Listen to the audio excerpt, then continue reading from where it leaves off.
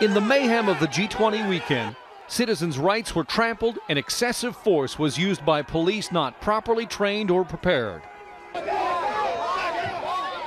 That is the conclusion of a scathing report by the Independent Police Review Director who oversees all public complaints against police in Ontario. All the people in charge must take responsibility for what occurred in Toronto that weekend. The 300-page report details step by step how the situation spiraled out of control, with police engaged in a running battle with Black Bloc activists and responding with arbitrary searches and imprisonment of peaceful protesters.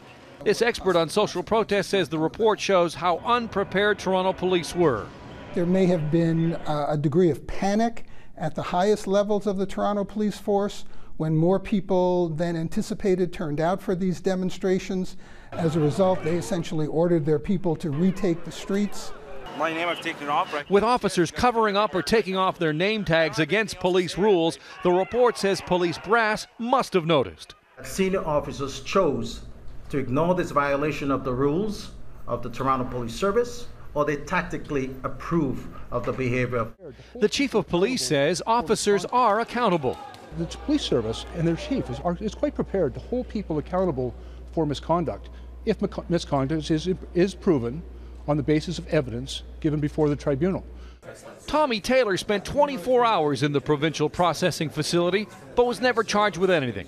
I see no semblance of justice in that. I see no semblance of accountability. Currently, 29 officers are charged with Police Act offenses stemming from the G20.